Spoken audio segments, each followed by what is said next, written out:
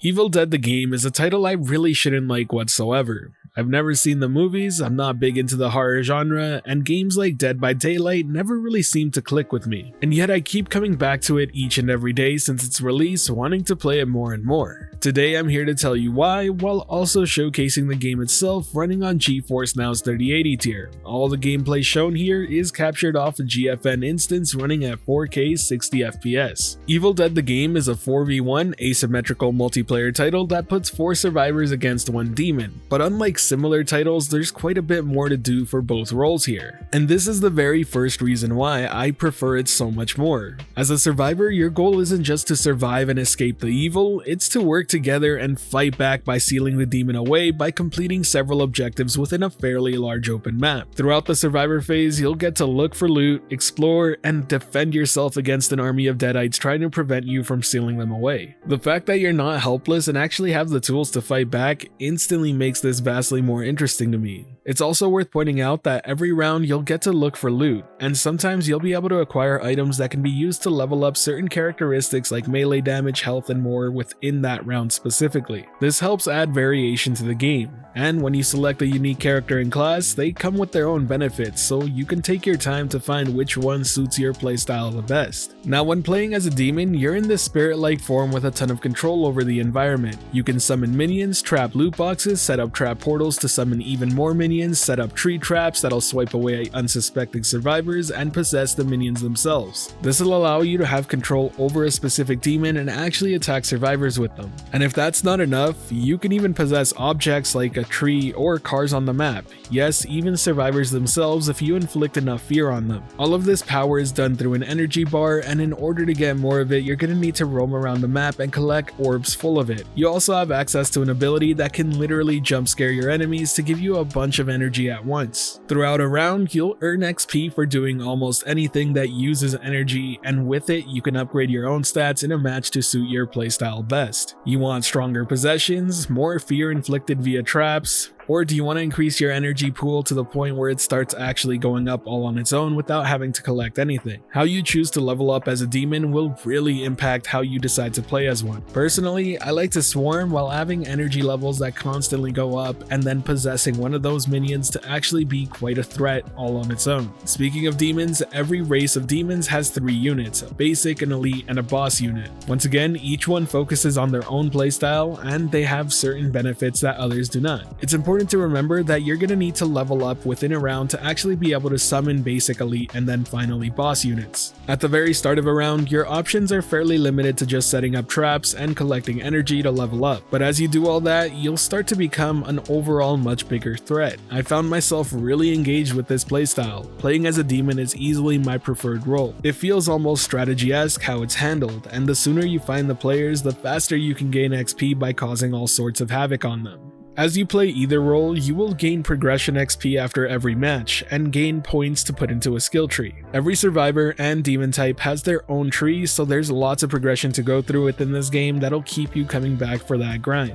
The gameplay is really fun in my opinion, but it's not perfect by any means. I can tell you right away that there is some level of clunkiness here, especially when playing as a survivor. For example, certain things you think you should be able to mantle, you actually can. And the driving model in this game really isn't all that great, but thankfully the actual melee and finishers are extremely satisfying.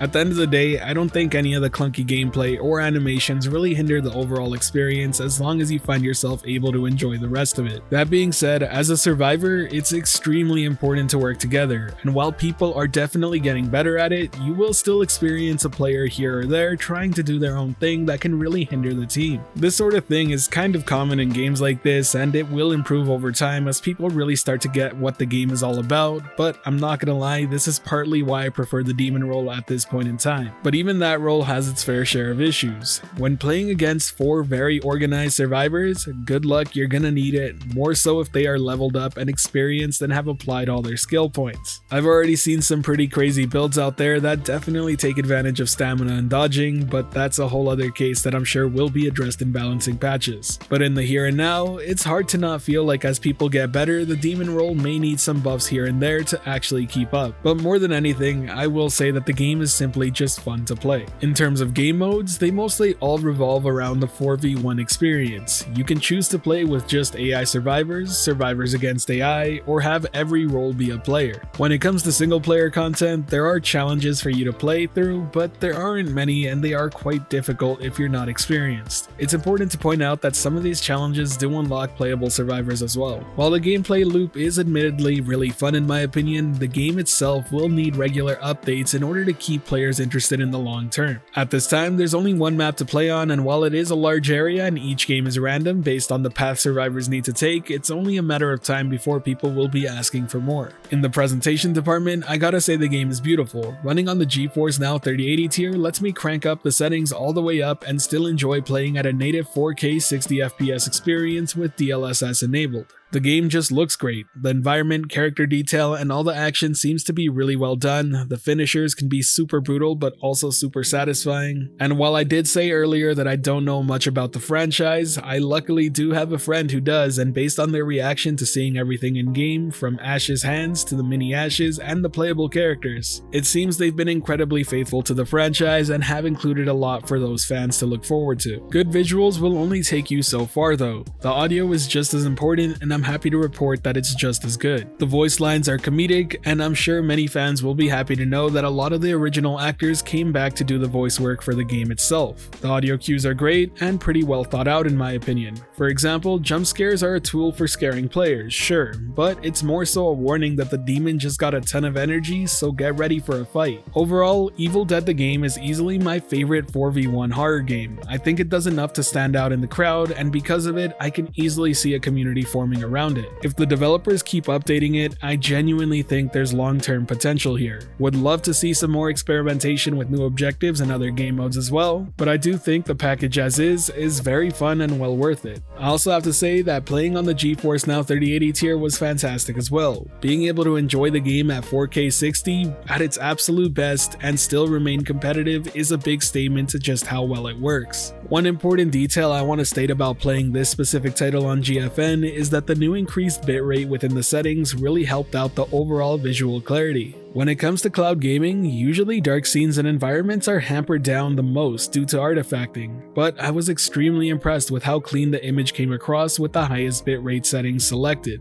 It seriously felt and looked like I was just playing it on my local PC, and that's simply mind-blowing. All in all, do I think Evil Dead the game is worth picking up and playing on the cloud? That's a big yes from me. Now, if you have any remaining questions, feel free to leave them down below and I'll answer what I can. If you enjoyed the video or found it helpful at all, be sure to hit that like button as it really does help the channel out. And if you're wanting more content like this, be sure to subscribe and hit that notification bell as well. As always, this has been the Virtual Cloud, giving you the latest and greatest on everything cloud gaming related, and until next time, I'll catch you in the clouds.